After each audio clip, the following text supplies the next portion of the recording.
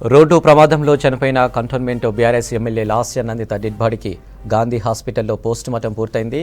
ఆ తర్వాత డెడ్ బాడీని కార్ఖానాలోని ఇంటికి తీసుకొచ్చారు. అభిమానులు, పార్టీ నేతల సందర్శనార్థం లాస్య డెడ్ బాడీని కాసేపు ఇంటి దగ్గరే ఉంచనున్నారు. తర్వాత అంతిమయాత్రగా బయలుదేరి ఈస్ట్ మారేడుపల్లిలోని శ్మశాన వాటికలో లాస్య అంత్యక్రియలు నిర్వహించనున్నారు. ఉదయం సికింద్రాబాద్ నుంచి సదాశివపేటకు వెళ్తుండగా పటాన్ చెరువు ఓఆర్ఆర్పై ప్రమాదం జరిగింది. ఎమ్మెల్యే కారు లారీని ఢీకొట్టి అదుపు తప్పి డివైడర్ను ఢీకొంది. సీటు బెల్ట్ పెట్టుకోకపోవడంతో లాస్య నందిత స్పాట్లో చనిపోయారు. ప్రమాదంలో కారు డ్రైవర్ ఆకాష్కు తీవ్ర గాయాలయ్యాయి. అతన్ని మదీనాగూడలోని శ్రీకర హాస్పిటల్కు తరలించారు.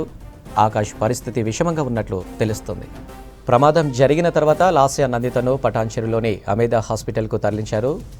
మాజీ మంత్రి హరీష్ రావు హాస్పిటల్కు వెళ్లి లాస్య నందిత కుటుంబ సభ్యులను పరామర్శించారు. లాస్య నందిత మృతితో కుటుంబ సభ్యులు, అభిమానులు, పార్టీ నేతలు కన్నీరు మున్నీరవుతున్నారు. కంటోన్మెంట్ ఎమ్మెల్యే లాస్య నందిత అకాల మరణం తీవ్ర దిగ్భ్రాంతి కలిగించిందన్నారు సీఎం రేవంత్ రెడ్డి. నందిత తండ్రి సాయన్నతో తనకు గల సాన్నిహిత్యంను రేవంత్ గుర్తు చేసుకున్నారు. గతేడాది ఇదే నెలలో సాయన్న మృతి చెందటం, ప్రస్తుతం లాస్య నందిత మృతి అత్యంత విషాదకరమన్నారు సీఎం రేవంత్. అటు సాయన్న ఫ్యామిలీకి ప్రగాఢ సానుభూతి తెలిపిన రేవంత్ లాస్య ఆత్మకు శాంతి చేకూరాలని ప్రార్థించారు.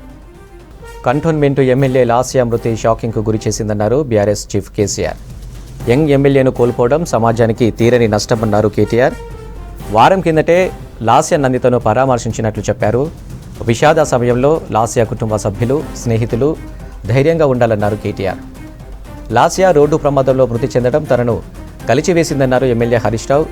లాస్య ఆత్మకు శాంతి చేకూరాలని భగవంతుని ప్రార్థిస్తున్నట్లు తెలిపారు. కంటోన్మెంట్ ఎమ్మెల్యే లాస్య మృతి బాధాకరమన్నారు బీఆర్ఎస్ ఎమ్మెల్సీ కవిత. చిన్న వయసులోనే ఎమ్మెల్యేగా గెలిచిన లాస్య తండ్రి బాటలోనే ప్రజాసేవకు అంకితమయ్యే టైంలో అకాల మరణం తీరని లోటన్నారు కవిత. అధికార లాంఛనాలతో లాస్య నందిత అంత్యక్రియలు నిర్వహిస్తామన్నారు మంత్రి కోమటిరెడ్డి వెంకటరెడ్డి.